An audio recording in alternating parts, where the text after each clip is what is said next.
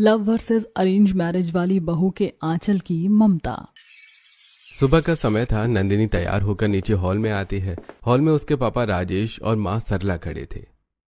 Happy birthday मेरी princess, आज तो एकदम भौकाल वाली पार्टी करेंगे। मैंने हलवाई को बोल दिया है, समोसे रसगुल्ले सब बुक है। आज तो मोहल्ले वाले भी डांस करेंगे। हाँ बेटा, बता तुझे गिफ्ट में क्या चाहिए। पापा, आप इस पार्टी के लिए हलवाई और डीजे वाले को कितने पैसे देने वाले हो? अरे अपना बजट तो एकदम टाइट है, बस 10,000 है। उसी में सब कुछ एकदम फर्स्ट क्लास मैनेज कर लेंगे। तो वो पैसे आप मुझे दे दीजिए ना पापा। डीजे वाले बाबू को आज छुट्टी दे दो, मेरी पार्टी आज कहीं और होगी। नंदिनी वो पैसे लेकर सीधा शहर के एक अनाथ आश्रम पहुंचती है। उसने उन पैसों से बच्चों के लिए बहुत सारे नए कपड़े, खिलौने और एक बड़ा सा चॉकलेट केक खरीदा था। नंदिनी बेटा, तुम हर साल अपना जन्मदिन यही मनाती हो। इन बच्चों को भी अब तुम्हारे बर्थडे का इंतजार रहता है। अरे सुषमा आंटी, जो खुशी इन छोटे छोटे वाले बच्चों की स्माइल देखकर मिलती है ना, वो किसी पार्टी में कहाँ। चलो बच्चों, जल्दी से केक काटो, फिर मस्त सेल्फी लेंगे। नंदिनी बच्चों के साथ खूब खेलती है, कुछ समय ज्यादा ही। नंदिनी अनाथ आश्रम से लौटकर बस स्टॉप पर खड़ी थी। पास ही एक औरत मीना अपने छोटे से बच्चे को गोद में लिए परेशान खड़ी थी। अरे चुप हो जा मेरे लाल, पता नहीं इसे क्या हो गया है, सुबह से बस रोए जा रहा है। क्या मैं इसे थोड़ी देर गोद में ले लूं? शायद मैं इसे चुप करा सकूं। हाँ बहन, ले लो, मेरे तो हाथों में दर्द हो गया है। अरे दीदी, इतनी भयंकर गर्मी में आपने इसे रजाई जैसा तौलिया लपेट रखा है, बेचारे को घबराहट हो रही है। नंदिनी तौलिया हटाकर उसे अपनी सीने से लगा लेती है और बच्चा शांत हो जाता है। देखा, बच्चे को भारी कपड़ों की नहीं, बस माँ का आंचल चाहिए होता है। अरे वाह बहन, तुम तो अभी से इतनी समझदार हो। तुम्हारे बच्चे तो सच में किस्मत वाले होंगे। दूसरी तरफ अवनी अपने कमरे में बाहर जाने के लिए तैयार हो रही थी। तभी किचन से उसके 6 महीने के भतीजे के जोर जोर से रोने की आवाज आती है। अवनी, अरे यार, तुझे सुनाई नहीं दे रहा क्या कि गोलू रो रहा है? मैं गैस पर दूध उबाल रही हूँ, जरा इसे 2 मिनट के लिए गोद में ले लो ना। भाभी, मैं बाहर जा रही हूँ, मैं पहले से लेट हो चुकी हूँ और लेट नहीं होना चाहती। अरे तू बस 2 मिनट इसे पकड़ ले, मैं गैस बंद करके आती हूँ। भाभी, बच्चा आपका है तो संभालना भी आपको ही पड़ेगा। मुझे वैसे भी ये रोते हुए बच्चे बिल्कुल पसंद नहीं है। अवनी ये बोलकर वहां से चली जाती है। कुछ समय बीत जाता है। अवनी एक टैक्सी स्टैंड पर खड़ी होकर टैक्सी का इंतजार कर रही थी। पास ही एक औरत पल्लवी का 1 साल का बच्चा बहुत जोर जोर से रो रहा था।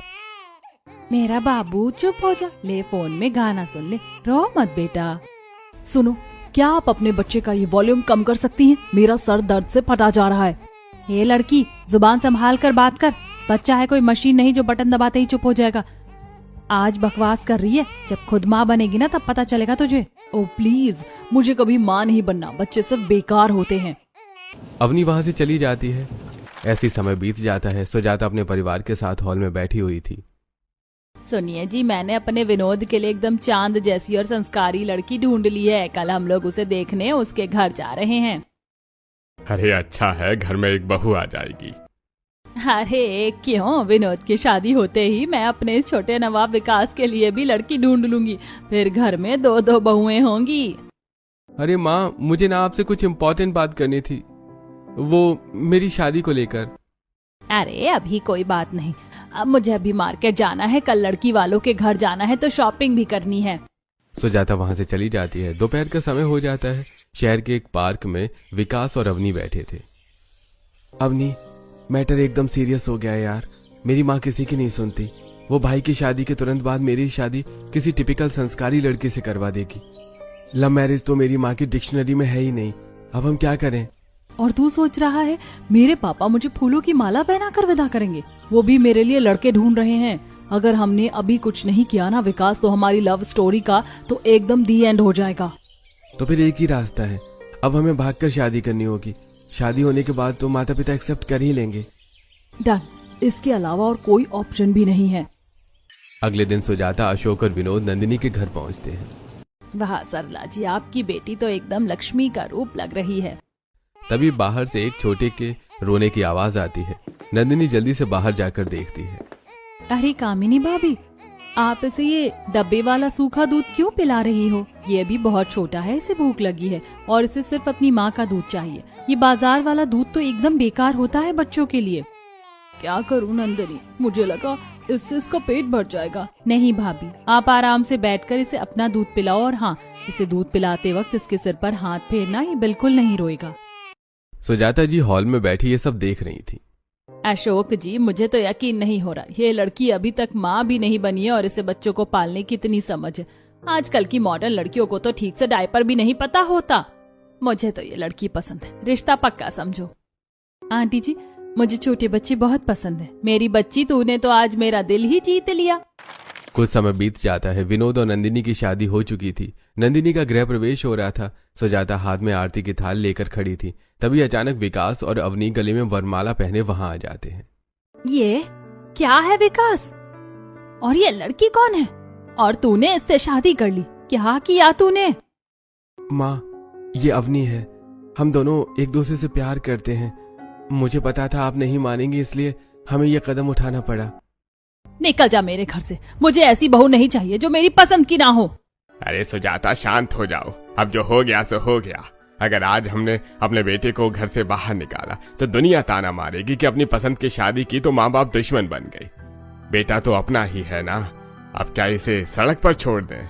माँ जी, अब गुस्सा छोड़ दीजिए। ये अब इस घर की बहू बन चुकी है।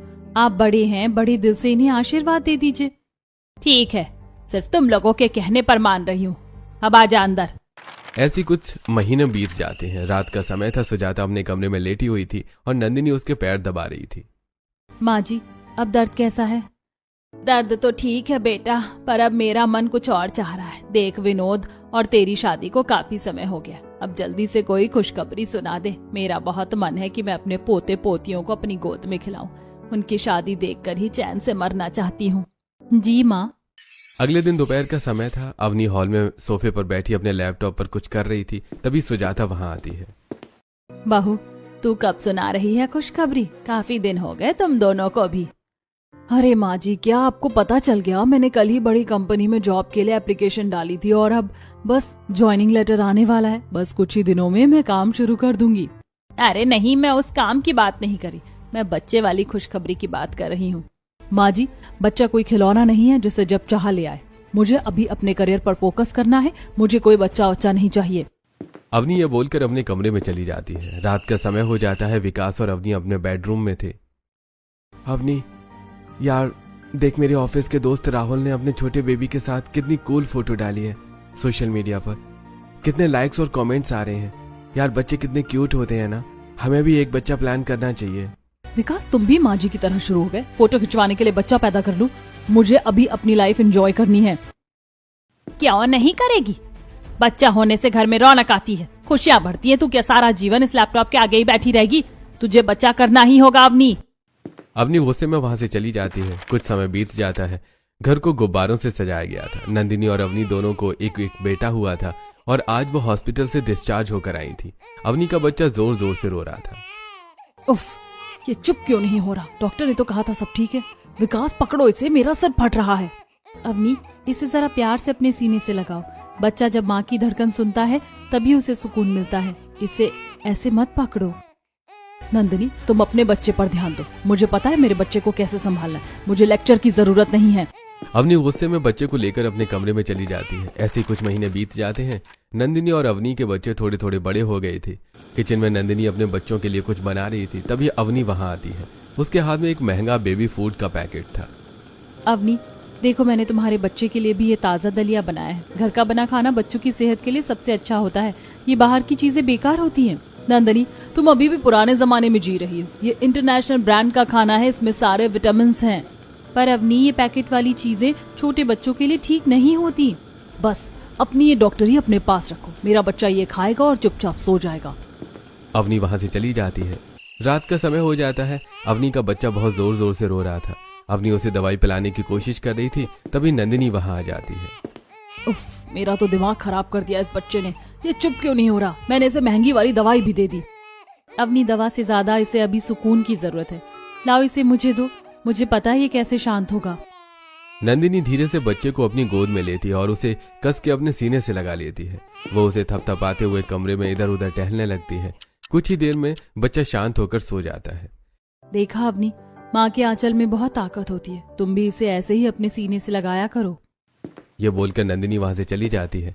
उसी रात करीब 2 बजे का समय था। नंदिनी अपने बच्चे के लिए किचन से दूध लेने आई थी। तभी उसे अवनी के कमरे से बच्चे के जोर जोर से रोने की आवाज आती है। नंदिनी अवनी के कमरे में जाती है। कमरे में अवनी और विकास सो रहे थे। अवनी उठो, देखो बच्चा कितनी जोर से रो रहा है, इसे संभालो। यार नंदिनी, तुम यहाँ क्या कर रही हो? मैं तो परेशान हो गई हूँ, ये तो शांत ही नहीं होता। अरे इस पर ऐसे गुस्सा मत करो, ये कोई अलार्म घड़ी नहीं है जो बटन दबाते ही बंद हो जाएगा। इसे प्यार से शांत करवाओ। तुम जाओ यहाँ से, तुम अपने बच्चे का ध्यान रखो, मेरे रूम में मत आया करो ज्ञान बांटने। नंदिनी दुखी होकर वहां से चली जाती है। अवनी अपना फोन उठाती है और उसमें कोई कार्टून चलाकर अपने बच्चों को दे देती है। लो इसे देखो और अपना मुंह बंद रखो, और अब रोया ना तो सच में थप्पड़ मार दूंगी। अगली सुबह नंदिनी अकेले पूरे घर की साफ सफाई कर रही थी। सुजाता सोफे पर बैठी चाय पी रही थी। तभी अवनी वहां आती है। महारानी जी की सुबह हो गई। देख नंदिनी बेचारी अकेले पूरे घर का काम कर रही है, तू भी थोड़ी उसकी मदद करवा दे। सॉरी माँ जी, मेरे पास इन सब फालतू कामों के लिए टाइम नहीं है। अवनी वापस अपने रूम में चली जाती है। तभी नंदिनी का बच्चा घुटनों के बल चलता हुआ नंदिनी के पीछे पीछे रोता हुआ आता है।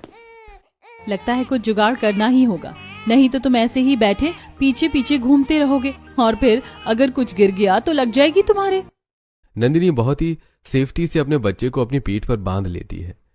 देखो अब हम ये वाला काम करेंगे, अब हम इस सोफे की सफाई करेंगे, डस्ट की तो आज खैर नहीं। बच्चा हंसने लगता है और बिल्कुल शांत रहता है। सुजाता ये देखकर बहुत खुश हो जाती है। वाह नंदिनी, इसे कहते हैं आम के आम गुठलियों के दाम। क्या मस्त जुगाड़ निकाला है तूने, काम भी हो रहा है और बच्चा भी खुश। अगले दिन नंदिनी बाथरूम में अपने बच्चे को नहलाने की तैयारी कर रही थी। उसने छोटे टब में गर्म पानी लिया था। वो बार बार अपना हाथ पानी में डालकर चेक कर रही है कि पानी ज्यादा गर्म तो नहीं है। मेरा बाबू नहाएगा, चप चप करेगा, फिर एकदम फ्रेश होकर अपने मामा के घर जाएगा। नंदिनी उसे नहलाने के बाद उसकी बहुत अच्छे से मालिश करती है और उसे कपड़े पहनाकर बातें करते हुए सुला देती है। उधर अवनी अपने बच्चों के पास बैठी हुई थी। जी यार, कितनी गंदी स्मेल आ रही है इससे। चलो आज इसे नहला ही देती हूँ। अवनी बच्चे को बाथरूम में ले जाती है। वो गीजर ऑन करती है लेकिन पानी चेक नहीं करती कि पानी कितना गर्म है। वो सीधा गर्म पानी बच्चे पर डाल देती है। बच्चा ज्यादा गर्म पानी की वजह से रोने लगता है। अरे यार ये क्या मुसीबत है, मुझे तो कुछ आता ही नहीं है और ये कब से रोए जा रहा है। शट अप, चुप हो जा। सुजाता ये सब सुन लेती है। वो गुस्से में वहां पर आती है। तेरी अकल घास चरने गई है क्या? इतना खौलता हुआ पानी मासूम पर डाल दिया, ऊपर से डांट रही है। एक बच्चे का ध्यान नहीं रखा जाता तुझसे। अगले दिन नंदिनी और अवनी शॉपिंग करने जा रही थी। बाहर भयंकर तेज धूप थी। अवनी ने अपने बच्चे को एक मोटे कपड़े से ढका हुआ था। बच्चा पूरी तरह से अनकंफर्टेबल होकर रो रहा था। अवनी, इतनी तेज धूप में तुमने इसे इतने मोटे कपड़े से क्यों ढका है? इसे घुटन हो रही है। तुम्हें नहीं पता नंदिनी, ये सन प्रोटेक्शन के लिए है। मैं नहीं चाहती मेरा बेबी टैन हो जाए। वहीं नंदिनी ने अपने बच्चे को सीने से लगाकर अपनी साड़ी से ढक लिया था। अपनी बच्चे को इन मोटे ब्रांडेड कपड़ों की नहीं, बस अपनी माँ के आंचल की जरूरत होती है। शाम का समय हो जाता है। अवनी अपने रूम में बैठकर कानों में हेडफोन लगाकर फोन में मूवी देख रही थी। उसका बच्चा बिस्तर पर खेल रहा था और वो खेलते खेलते गिर जाता है। आवाज सुनकर सभी जल्दी से आते हैं। अवनी, तुम्हारा ध्यान कहाँ है? देखो तुम्हारा बेबी नीचे गिर गया है, इसे संभालो।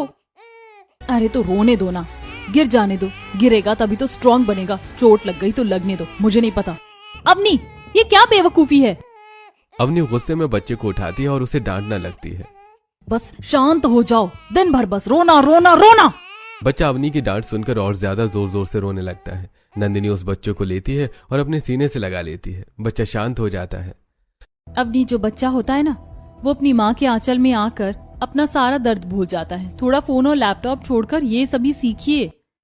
हाउ डेयर यू, तुम मुझे सिखाओगी कि मुझे क्या करना है? तुम सिर्फ इस घर की बड़ी बहू हो, मेरे बच्चे की माँ नहीं। अपना ये देसी ज्ञान अपने पास रखो। अवनी अपने बच्चे को वापस ले लेती है। नंदिनी दुखी होकर वहां से चली जाती है। अगले दिन नंदिनी बालकनी में अपने बच्चे को थपथपा कर सुला रही थी। तभी वो नीचे देखती है कि सामने वाले घर की एक औरत अपने रोते हुए बच्चे को लेकर बहुत परेशान है। नंदिनी तुरंत नीचे जाती है। अरे रश्मि दीदी, क्या हुआ? बाबू क्यों रो रहा है इतनी देर से?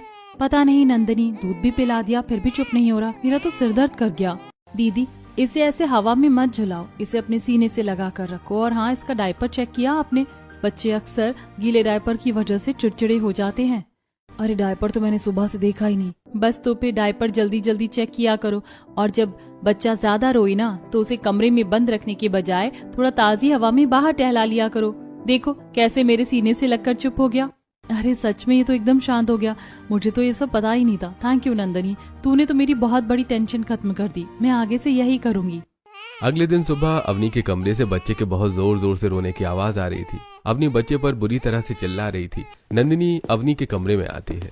चुप हो जा, मेरा दिमाग मत खा। दिन भर बस रोना रोना। अवनी पागल हो गई हो क्या? इतने छोटे बच्चे पर कोई ऐसे चिल्लाता है? नंदिनी बच्चे को अपने सीने से लगाती है। बच्चा शांत होने लगता है। नंदिनी का हाथ बच्चे के डायपर पर जाता है। अवनी, इसका डायपर तो एकदम फुल होकर लीक कर रहा है। इसके रैशेस हो गए होंगे। तुमने आखिरी बार कब चेंज किया था इसे? शायद कल रात को किया था। मुझे काम भी होते हैं नंदिनी। मैं 24 घंटे इसके डायपर नहीं चेक कर सकती। रात से? तुम्हें शर्म नहीं आती अवनी? एक मासूम बच्चे को तुमने इतनी तकलीफ में रखा है।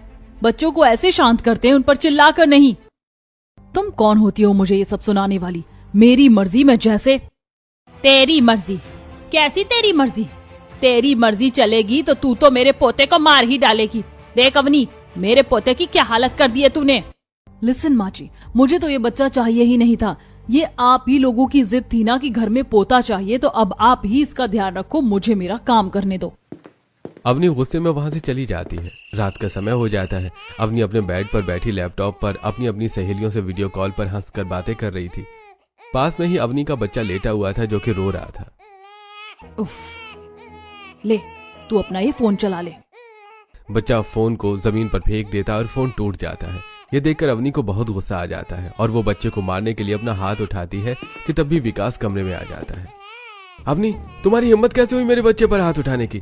शर्म नहीं आती तुम्हें इतने छोटे से मासूम को मारते हुए? तो क्या करूं? मेरा 1 लाख का फोन तोड़ दिया इसने। मेरी जिंदगी नरक बना दी है इस बच्चे ने। दोनों झगड़ा होने लगता है। तभी सुजाता वहां आ जाती है। अरे विकास, मैंने तो पहले ही कहा था ये लड़की बेकार है। इसे अपने बच्चे से ज्यादा अपने डब्बे फोन की फिक्र है। डायन भी अपने बच्चों को नहीं खाती। अवनी को बहुत गुस्सा आ जाता है और वो छत पर चली जाती है। सब मुझे बुरी माँ कहते, पर किसी को नहीं पता कि मुझे बच्चों से नफरत क्यों है। मुझे पता है, जब मेरा छोटा भाई पैदा हुआ था तब मेरी माँ कितनी अच्छी थी। माँ का एक सपना था कि वो एक बहुत बड़ी डिजाइनर बने, लेकिन उस छोटे भाई के आने के बाद माँ के सारे सपने टूट गए। वो बस डायपर और दूध की बोतलों में उलझ कर रह गई। इसी फ्रस्ट्रेशन में माँ ने सुसाइड कर लिया। बच्चे बेकार होते, बच्चे ना अपनी माँ को खा लेते। मुझे नहीं चाहिए कोई बच्चा। कुछ दूर नंदिनी खड़ी थी जो कि अपने बच्चे को टहलाने के लिए लाई थी और उसने ये सब सुन लिया था। हे भगवान, तो ये बात है। अवनी को बच्चों से नफरत नहीं है। वो तो अपने बचपन के उस दर्द की वजह से परेशान है। उसे लगता है कि बच्चा उसका करियर खा जाएगा। कोई बात नहीं अवनी, जब तक तुम्हारा ये डर खत्म नहीं होता तब तक मैं खुद तुम्हारे बच्चे का ध्यान रखूंगी। अगले दिन से नंदिनी छुप छुप कर अवनी के बच्चे का ध्यान रखती। जब अवनी काम में बिजी होती, नंदिनी चुपके से जाकर बच्चे का डायपर बदल देती, उसे टाइम से दूध पिला देती और उसकी मालिश कर देती। एक दिन अवनी उसे ऐसा करते हुए देख लेती है। What are you doing, Nandini? Avani, इसकी मालिश का टाइम हो गया था और तुम बिजी थी, तो मैंने सोचा, तो तुमने सोचा कि तुम महान बन जाओगी। तुम कौन होती हो उसका ध्यान रखने वाली? मुझे पता है तुम ये सब क्यों कर रही हो, ताकि घर वालों के सामने तुम अच्छी बन सको। निकल जाओ यहाँ से। नंदिनी दुखी होकर वहां से चली जाती है। अगले दिन अवनी सुजाता के लिए बहुत सारी शॉपिंग करके लाती है। माँ जी, मुझे ना उस नंदिनी की नीयत कुछ ठीक नहीं लग रही। वो आजकल मेरे बच्चे के बहुत ज्यादा ही करीब आ रही है। मतलब तू क्या कहना चाहती है?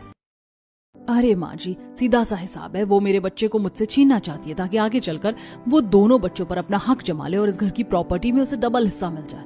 वो बहुत चालू है माँ जी। वैसे ये छोड़िए, ये देखिए मैं आपके लिए ये डिजाइनर साड़ी और गहने लाई हूँ। अरे वाह बहू, साड़ी तो बहुत सुंदर है। और तू चिंता मत कर, मैं उस नंदिनी की अकल ठिकाने लगाती हूँ। लालच बुरी बला है, उसे मैं बताऊंगी। अगले दिन नंदिनी हॉल में अपने बच्चे को खिला रही थी, तभी सुजाता वहां आती है। नंदिनी, इसे ये हल्का खाना देना बंद कर। इसे गाय के दूध में खूब सारा घी डालकर पिला। एकदम हट्टा कट्टा और मोटा हो जाएगा अभी से। माँ जी, इतने छोटे बच्चे का पेट खराब कर देंगे। डॉक्टर भी मना करते हैं, ये सब चीजें इसके लिए अभी बहुत भारी हैं। ये बीमार पड़ जाएगा। मैं इसे ये सब नहीं खिला सकती। तेरी जुबान बहुत चलने लगी आजकल। मैं 2 बच्चों की माँ हूँ, तू मुझे सिखाएगी कि बच्चे कैसे पालते हैं? सुजाता नंदिनी से झगड़ा करने लगती है, तभी अवनी वहां आ जाती है। अरे माँ जी, आप क्यों इस गवार के मुंह लग रही हैं? आपको तो पता है ये तो है ही ऐसी, अपनी ही चलाती है। आप अपना बीपी मत बढ़ाइए। चलिए आप मेरे साथ मेरे रूम में चलिए। आप मुझे बताना, मैं अपने बच्चों को एकदम मोटा करना चाहती हूँ। अवनी सुजाता को अपने साथ ले जाती है। कुछ समय बीत जाता है। दोपहर हो गई थी। सुजाता अपने कमरे में मुंह फुलाए बैठी हुई थी। तभी नंदिनी उसके लिए पानी लेकर आती है। माँ जी, आप सुबह से मुझसे बात क्यों नहीं कर रही हैं? मैंने कुछ गलत कह दिया क्या? मैं तो बस बच्चे की भलाई के लिए बोल रही थी। तू रहने दे नंदिनी, तेरा असली रंग मुझे दिख गया है। तू समझती है मैं बुढ़ी हूँ, मुझे कुछ समझ नहीं आता। आप ये क्या कह रही है माँ जी?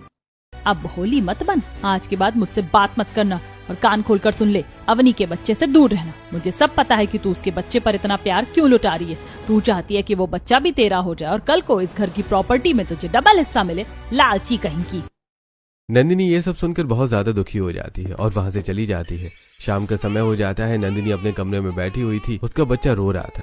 मुझे पता है कि मेरा बाबू क्यों रो रहा है, क्योंकि जो बाबू ने कपड़े पहने उनकी सिलाई उसे चुभ रही है। लेकिन तुम फिक्र मत करो, अब तुम्हारी माँ तुम्हारे लिए अच्छे और मुलायम कपड़े सिलेगी। नंदिनी अपने बच्चों के लिए बहुत अच्छे अच्छे कपड़े सिलती है। मेरा राजा बेटा, अब कंफर्टेबल लग रहा है ना? ये बाजार के कपड़े तो बस दिखने में अच्छे होते हैं। तभी नंदिनी को याद आता है कि अवनी का बच्चा भी बाजार के कपड़ों में अनकंफर्टेबल होता है। नंदिनी तुरंत उसके लिए भी कपड़े सिलती है और चुपके से उसके कमरे में रखाती है। अवनी चाहे जो सोचे और माँ जी चाहे जितने ताने मारे, पर बच्चे तो भगवान का रूप होते हैं। इस बेचारे मासूम की क्या गलती है? अगले दिन घर में अवनी और उसके बच्चे के अलावा कोई नहीं था। अवनी हॉल में सोफे पर बैठकर हेडफोन लगाकर फोन में मूवी देख रही थी। उसका छोटा बच्चा फर्श पर घुटनों के बल खेलते खेलते सीधा किचन में चला जाता है। गैस पर मैगी बन रही थी। तभी अचानक गैस में आग लग जाती है और बच्चा जोर जोर से रोने लगता है। अरे वाह, मजा आ गया। सच में ये मूवी बहुत अच्छी है। किचन में आग लग गई थी। अवनी का बच्चा रो रहा था, लेकिन अवनी को कुछ सुनाई नहीं दे रहा था। तभी नंदिनी अपने बच्चे के साथ वहां आ जाती है। सुजाता और विकास भी उसके साथ थे। तीनों बाजार से लौटे थे। अरे बाप रे, ये कैसा धुआं है? घर में आग लग गई है क्या? किचन से धुआं आ रहा है। तभी उन्हें किचन से बच्चे के जोर जोर से रोने की आवाज आती है। नंदिनी जल्दी से जाकर अवनी के हेडफोन निकालती है। क्या हुआ और ये धुआं कैसा है? अवनी, किचन में आग लगी है और तुम्हारा बच्चा अंदर है। ओह माय गॉड, आग लग गई। अब क्या करूं मैं? अंदर नहीं जाऊंगी, मैं जल जाऊंगी। विकास प्लीज फायर ब्रिगेड को फोन करो। सब लोग बुरी तरह से घबरा जाते हैं। नंदिनी जल्दी से अपने बच्चों को नीचे छोड़ती है और खुद किचन में चली जाती है। भाभी रुकिए, वहां मत जाइए, आप जल जाओगी। कुछ ही देर में नंदिनी किचन से बाहर आती है। उसने बच्चे को अपने सीने से लगाया हुआ था। उसकी साड़ी जल गई थी, लेकिन उसने बच्चे को बचा लिया था। ये भगवान, मुझे माफ कर दे नंदिनी। पता नहीं मेरी अकल पर कौन सा पत्थर पड़ गया था जो मैं तुझे लालची बोल रही थी। तू तो सच में साक्षात देवी है। तूने अपनी जान पर खेलकर आज मेरे पोते को बचा लिया। तुम्हें शर्म नहीं आई अवनी? तुम्हारा बच्चा वहां आग में जलने वाला था और तुम यहाँ बैठकर फोन में मूवी देख रही थी। क्या यही है तुम्हारी मॉडर्न पेरेंटिंग? विकास, मैंने जानबूझकर थोड़ी किया। मैंने हेडफोन लगाए थे, मुझे क्या पता था वो किचन में चला जाएगा। चुप कर कलमुही, तेरी वजह से आज मेरा पोता कमजोर और बीमार रहने लगा है। आज तो इसने मेरे पोते की जान ही ले ली थी। हाँ, मैं हूँ बुरी माँ, क्योंकि मुझे ये बच्चा चाहिए ही नहीं था। ये आप लोगों की ही जिद थी ना कि घर में पोता चाहिए, तो अब मिल गया ना। अब तुम लोग ही से पालो। अपनी तुम्हारा दिमाग खराब हो गया है क्या? तुम अपने ही बच्चे के लिए ऐसा बोल रही हो? बिल्कुल सही बोल रही हूँ विकास। तुम इस बच्चे को अपने पास रखो, मैं तुम्हें डिवोर्स दे दूंगी। तुम इसके लिए कोई नई और संस्कारी मम्मी ढूंढ लेना जो 24 घंटे इसके डायपर बदलती रहे। मैं जा रही हूँ ये घर छोड़कर। अवनी जल्दी से अपने कमरे में जाती है और अपना सूटकेस लेकर आ जाती है। अवनी प्लीज पागलपन मत करो। गुस्से में अपना घर और बच्चा ऐसे छोड़कर मत जाओ। ये बच्चा तुम्हारे बिना कैसे रहेगा? माँ कैसी भी हो, लेकिन वो तो माँ ही होती है। तुम ये भोली बनने का नाटक बंद करो नंदिनी। अंदर ही अंदर तो तुम बहुत खुश हो रही होगी ना। तुम्हें तो मेरा बच्चा ही चाहिए था। अब रख लेना इसे और इसके हिस्से की प्रॉपर्टी भी हड़प लेना, लालची। अवनी का बच्चा ये सब देखकर बहुत जोर जोर से रोने लगता है। मुझे एक बहुत बड़ी कंपनी से जॉब का ऑफर आ गया है। मैं अब वहाँ जाकर अपना करियर बनाऊंगी। मैं इन बच्चों के चक्कर में अपनी जिंदगी बर्बाद नहीं कर सकती। Good bye. अवनी वहां से चली जाती है। अगले दिन से नंदिनी अपने और अवनी के बच्चे का अच्छे से ध्यान रखना शुरू कर देती है। वहीं दूसरी तरफ अवनी अपने नए ऑफिस में बहुत एटीट्यूड में काम कर रही थी। हाँ बेबी, मम्मा शाम को जल्दी आएगी तुम्हारे लिए टॉय लेकर। बाय। तुम अपने बेबी को और इस जॉब को एक साथ मैनेज कैसे कर लेती हो? आई मीन सच बताना, कुछ मैनेज नहीं होता होगा ना? ये बच्चे तो सिर्फ करियर खराब करते हैं। अवनी, करियर तब खराब होता है जब हम अपने बच्चों को बोझ समझते हैं। मैं इसे बोझ नहीं अपनी ताकत समझती हूँ। तुम्हें शायद अभी ये बात समझ नहीं आएगी। सृष्टि ये बोलकर वहां से चली जाती है। रात का समय हो जाता है। अवनी अपने रेंट वाले एक छोटे से घर में बैठी हुई थी। फाइनली अब मैं आजाद हूँ, कोई रोना धोना नहीं, फुल आजादी है अब। लेकिन अवनी को बहुत अकेलापन महसूस हो रहा था। वो अपना फोन निकालती है, फोन में अपने बच्चे की फोटो देखने लगती है। नो अवनी, नहीं, बच्चे बेकार होते, तुझे कमजोर नहीं पड़ना है, तुझे अपनी माँ की तरह हारना नहीं है। कुछ महीने ऐसे बीत जाते हैं। आज अवनी की कंपनी में पार्टी और अवार्ड फंक्शन चल रहा था। अवनी ने एक बहुत ही डिजाइनर ड्रेस पहनी हुई थी और वो बहुत खुश थी। जस्ट वेट एंड वॉच, इस साल का बेस्ट एम्प्लॉय का अवार्ड तो मुझे ही मिलेगा। मैंने इस कंपनी के लिए अपने परिवार तक को छोड़ दिया है। और इस साल का best employee of the year award जाता है सृष्टि को। ये सुनकर अवनी हैरान रह जाती है। सृष्टि स्टेज पर जाती है और अवार्ड लेती है। Thank you so much. लोग अक्सर कहते हैं कि अगर एक औरत बच्चा पैदा कर ले तो उसका करियर खत्म हो जाता है, पर मैं कहती हूँ कि हम औरतें चाहें तो सब कुछ कर सकती हैं। मेरा जो बच्चा है ना, वो मुझे बहुत अच्छे से समझता है और मैं उसे। आप लोगों को जानकर हैरानी होगी कि मुझे सुबह उठने के लिए अलार्म की भी जरूरत नहीं पड़ती। मेरा बेटा रोज सुबह 3 बजे उठकर रोने लगता है और जैसे ही मैं उठकर उसे अपने सीने से लगाती हूँ वो एकदम शांत होकर सो जाता है। फिर मैं 3 बजे से उठकर अपने ऑफिस का सारा काम फिनिश कर देती हूँ। मेरा बेटा तो मेरा सबसे बड़ा सपोर्टर है, वो मेरी मदद करता है। हाँ, ये सुनकर हैरानी होगी लेकिन यही सच है। सृष्टि की बात सुनकर सभी लोग तालियां बजाते हैं। स्टेज के पीछे लगी बड़ी सी स्क्रीन पर सृष्टि और उसके छोटे से बेटे की बहुत सारी प्यारी प्यारी फोटोज और वीडियोस चलने लगती हैं। तभी सृष्टि का हस्बैंड अपने बच्चों के साथ वहां आता है। ये है मेरा बेटा और मैं बहुत खुश हूँ और गर्व से कहती हूँ कि मैं इसकी माँ हूँ। पार्टी धीरे धीरे खत्म होने लगती है। अवनी एक कोने में खड़ी होकर रो रही थी। तभी सृष्टि उसके पास आती है। अवनी, मैंने तुम्हारे बारे में सुना है। मुझे पता चला कि तुमने अपने करियर के लिए अपने घर और उस छोटे से मासूम को छोड़ दिया। मुझे लगता था कि बच्चे जिंदगी बर्बाद कर देते हैं। अवनी, बच्चे कभी बेकार नहीं होते। हो सकता है तुम्हारे साथ कोई ऐसा हादसा हुआ हो जिसने तुम्हारे मन में ये डर बैठा दिया, लेकिन इसका मतलब ये नहीं कि हर माँ की कहानी वैसी ही हो। अगर हम बच्चों को समझें, उन्हें सही टाइम पर खाना दें, सही टाइम पर डायपर चेंज और अपनी जिम्मेदारी अच्छे से निभाएं तो कोई प्रॉब्लम ही नहीं आएगी। तुम सही कह रही हो सृष्टि, गलती मेरी है। मुझे हर पल मेरे बच्चे के रोने की आवाज सुनाई देती है। मैं बहुत गलत थी। मैं आज ही जाकर सबसे माफी मांगूंगी। अगले दिन अवनी जल्दी से अपने ससुराल आती है। अवनी देखती है कि नंदिनी दोनों बच्चों के साथ खेल रही थी। दोनों बच्चे भी उसके साथ खेल रहे थे। बाजी विकास, नंदिनी मुझे माफ कर दीजिए। मुझे मेरी गलती का एहसास हो गया। मुझे मेरा बच्चा वापस दे दीजिए। खबरदार, जो एक कदम भी आगे बढ़ा है, चली जा यहाँ से। अब तेरा इस घर में कोई काम नहीं। तूने तो अपने स्वार्थ के लिए मुझे नंदिनी के खिलाफ भी भड़काया था। निकल जा यहाँ से। अवनी सबसे माफी मांगती है लेकिन उसको कोई माफ नहीं करता। वो दुखी होकर जाने लगती है। तभी अवनी का बच्चा मम्मा मम्मा कहते हुए रोने लगता है। वैसे तो ये मेरे सीने से लगकर शांत हो जाता है, लेकिन आज क्यों नहीं हो रहा? नंदिनी बच्चों को सीने से लगाती है लेकिन वो शांत नहीं होता। अवनी जल्दी से अपने बच्चों के पास आ जाती है और अपने बच्चों को अपने सीने से लगा लेती है। मेरा बच्चा, मुझे माफ कर दे मेरे लाल, मम्मा आ गई है। जो बच्चा अभी तक नंदिनी के अलावा किसी के पास शांत नहीं होता था, वो आज अवनी के सीने से लगते ही रोना बंद कर देता है। ये देखकर घर के सब लोग हैरान रह जाते हैं।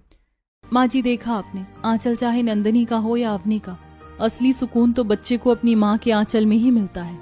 लगता है कि भगवान ने भी तुझे माफ कर दिया अवनी, तभी तो ये बच्चा तेरे पास आकर इतनी जल्दी शांत हो गया। ठीक है, हमने भी तुझे माफ किया, लेकिन याद रखना, ऐसी गलती दोबारा इस घर में नहीं होनी चाहिए। कभी नहीं माँ जी, आगे से ऐसी कोई गलती नहीं होगी। दोस्तों, क्या आपको लगता है कि करियर और बच्चों को एक साथ संभाला नहीं जा सकता? जो अवनी ने किया, क्या वो सही था? और जो उसका बचपन का जो ट्रॉमा था, उसका जो डर था, क्या वो सही था? तो आप किसकी साइड हैं? अपनी राय हमें